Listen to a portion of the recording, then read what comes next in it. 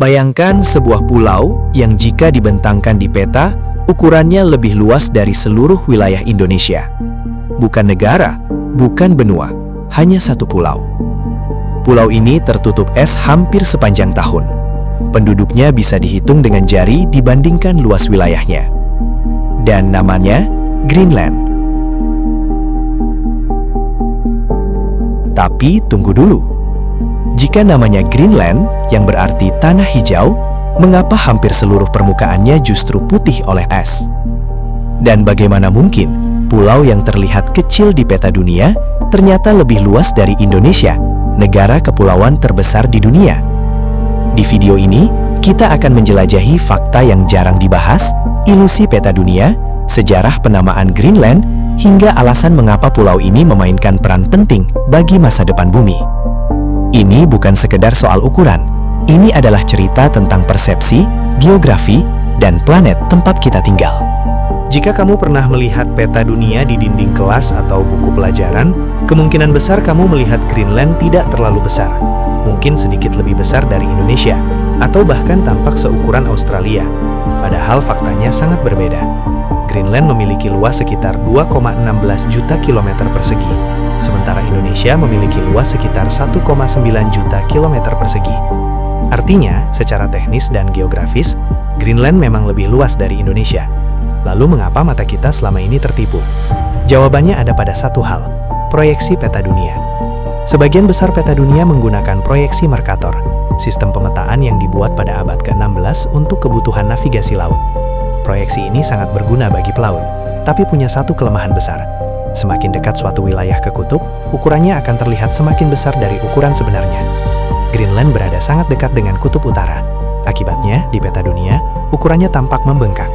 Sebaliknya, wilayah di sekitar Khatulistiwa, termasuk Indonesia, terlihat lebih kecil dari ukuran sebenarnya. Inilah sebabnya banyak orang terkejut ketika mengetahui fakta bahwa Afrika jauh lebih besar dari Eropa, atau bahwa Indonesia hampir setara dengan Amerika Serikat bagian timur. Greenland adalah contoh paling ekstrim dari ilusi ini. Mari kita berhenti sejenak dan membayangkan ini secara nyata. Jika Greenland ditempatkan di atas peta Indonesia, dari Aceh hingga Papua, dari Sabang sampai Merauke, seluruh wilayah Indonesia masih bisa muat di dalam Greenland, dan bahkan masih menyisakan ruang. Namun perbedaannya tidak hanya soal luas. Indonesia terdiri dari lebih dari 17.000 pulau, dengan ratusan juta penduduk. Sementara Greenland adalah satu pulau besar, dengan jumlah penduduk sekitar 56.000 jiwa saja.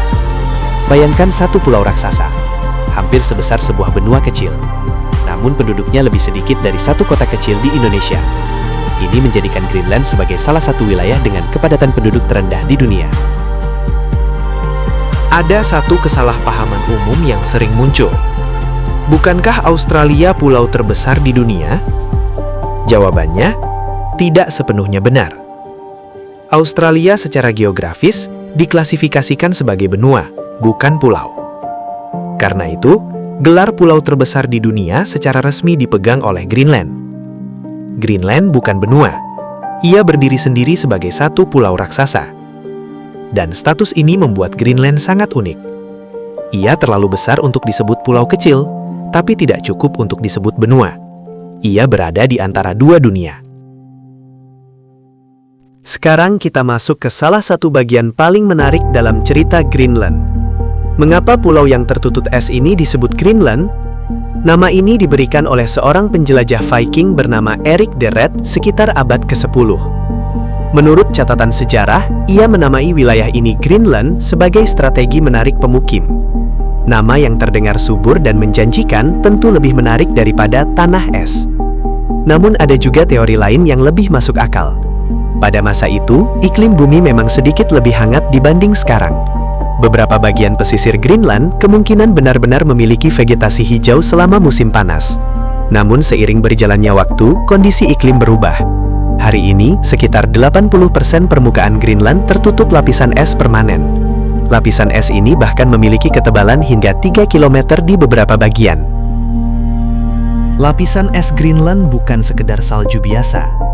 Di bawah es tersebut tersembunyi pegunungan, lembah, sungai purba, dan bahkan kawah meteorit raksasa. Beberapa ilmuwan menyebut Greenland sebagai benua tersembunyi di bawah es.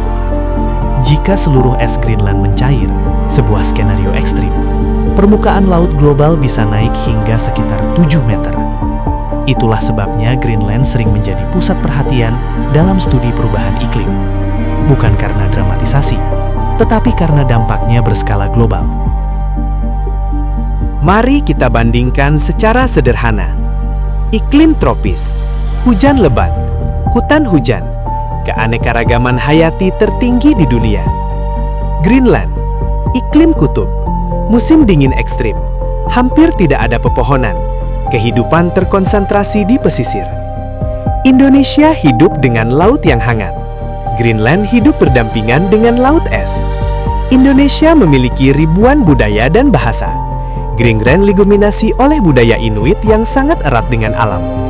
Namun, di balik perbedaan ini, keduanya memiliki satu kesamaan penting. Sama-sama sangat bergantung pada keseimbangan alam. Ukuran Greenland bukan sekadar angka di peta. Pulau ini memegang peran besar dalam sistem iklim global, arus laut, stabilitas suhu bumi. Lapisan es Greenland memantulkan sinar matahari kembali ke angkasa, membantu menjaga suhu planet tetap seimbang. Ketika es ini berkurang, lebih banyak panas diserap oleh laut, dan efeknya menyebar ke seluruh dunia. Itulah sebabnya Greenland sering disebut sebagai pendingin alami bumi. Greenland hari ini bukan lagi wilayah yang jauh dari dunia. Ia menjadi pusat riset ilmiah, wilayah strategis geopolitik, simbol perubahan iklim global. Negara-negara besar mulai memperhatikan Greenland, bukan karena penduduknya, tetapi karena posisi dan sumber daya alaminya. Namun bagi penduduk lokal, Greenland tetaplah rumah, tempat di mana manusia hidup berdampingan dengan alam yang keras, mengandalkan pengetahuan tradisional yang telah diwariskan selama ribuan tahun. Greenland mengajarkan kita satu pelajaran penting. Apa yang kita lihat di peta tidak selalu mencerminkan kenyataan. Pulau yang tampak kecil bisa lebih luas dari negara besar. Wilayah yang terlihat kosong bisa memegang peran besar bagi planet ini. Greenland bukan sekedar pulau es. Ia adalah pengingat bahwa dunia jauh lebih kompleks daripada gambar dua dimensi di dinding. Dan mungkin setelah ini, setiap kali kamu melihat peta dunia, kamu akan bertanya, apalagi yang selama ini terlihat kecil, padahal sebenarnya sangat besar.